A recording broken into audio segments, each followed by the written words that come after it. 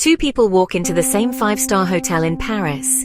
They've both paid $500 a night for the exact same room. Person A gets upgraded to a suite worth $1,200, complimentary champagne, late checkout, and the concierge's personal WhatsApp number.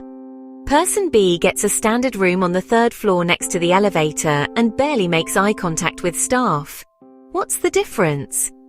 It's not luck, it's not who they know, and it's definitely not how much money they have. By the end of this video, you'll know the 3 psychological triggers that determine whether you get treated like royalty or ignored completely. I'm your name, and I've spent the last 12 years in the luxury travel industry, working with 5-star hotels and resorts around the world. I've seen this happen thousands of times, and I've finally cracked the code. What I'm about to share with you will change how you travel forever.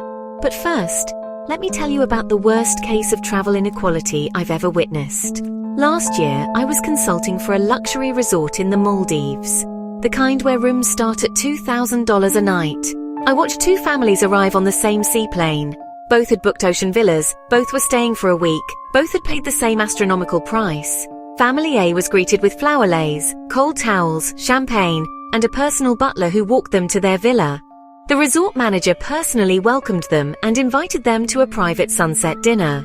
Family B, they waited 20 minutes for anyone to acknowledge them, got a basic room orientation, and were essentially left to figure everything out themselves.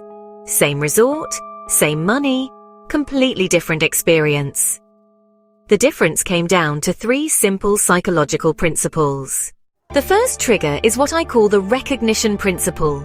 Every luxury service provider has an invisible guest hierarchy in their mind, and they treat people based on where they place them in that hierarchy. At the top are ambassadors, guests who don't just visit but actively promote the property to others. Think travel bloggers, industry professionals, or just enthusiastic guests who post beautiful photos and bring friends. Next are connoisseurs, people who demonstrate they understand and appreciate what makes the experience special. They notice details, ask thoughtful questions, and show genuine interest in the property's story.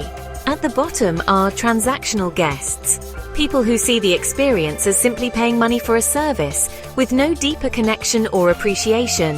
Here's the secret: you can move yourself up this hierarchy in the first 30 seconds of interaction. Family A that I mentioned. The moment they arrived, the husband said, "We've been following your sustainability initiatives on Instagram. It's incredible what you're doing with coral restoration." Boom.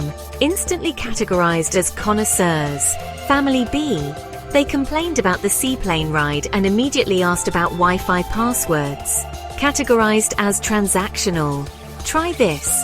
Before you arrive anywhere, research one unique thing about the property, their history, their chef's background, their architecture, their conservation efforts.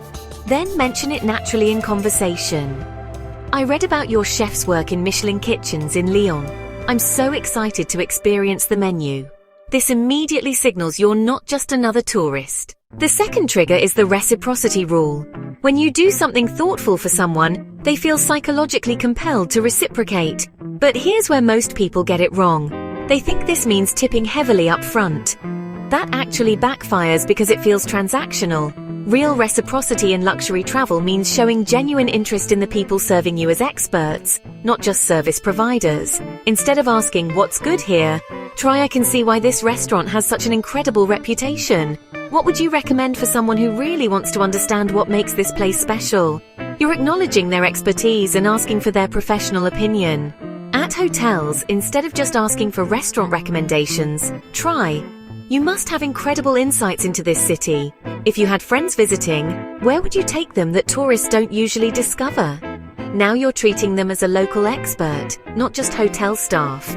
I watched a guest do this in Tokyo. She asked the concierge about his favorite hidden ramen shop, then actually went there and brought back a photo to show him. The next day he arranged for her to have tea with a master calligrapher in a private studio, an experience money literally cannot buy. The Reciprocity Rule works because you're giving them something valuable first: respect, recognition of their expertise, and genuine human connection. They want to reciprocate with insider access and special treatment. The third trigger is the authority signal. This isn't about being demanding or entitled, it's about demonstrating quiet confidence and decision-making ability that makes staff want to take care of you. Authority signals include confident decision-making. Instead of, what do you think? Should we do this or that? Try we're deciding between the wine tasting and the cooking class, which would give us better insight into local culture. Specific questions. Instead of, what should we do? Ask, we love art and history. Is the private curator tour worth the investment, or would you recommend experiencing the museum differently?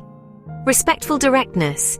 Instead of, we were hoping maybe possibly we could get a table by the window if it's not too much trouble. Try, we'd love a window table if one becomes available. What's the best time to check back?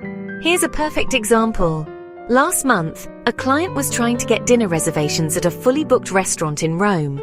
Instead of begging or name-dropping, she said, I understand you're completely booked and I respect that. We're celebrating our 10th anniversary, and this restaurant represents everything we love about Roman cuisine. If there's any possibility of accommodating us, even at the bar or chef's counter, we'd be incredibly grateful.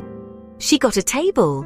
Why? Because she demonstrated authority through confident communication, respect for their policies, and clear reasoning. She didn't demand. She presented a compelling case. Body language matters too. Make eye contact, speak clearly, smile genuinely, and give people your full attention when they're speaking. Put your phone away during interactions. This signals that you value human connection over digital distraction. Let me show you how this looks in practice. You're checking into a luxury hotel. Wrong approach. Hi, we have a reservation. Hope the room's ready. Can we get upgraded? Where's the pool? Right approach. Good afternoon.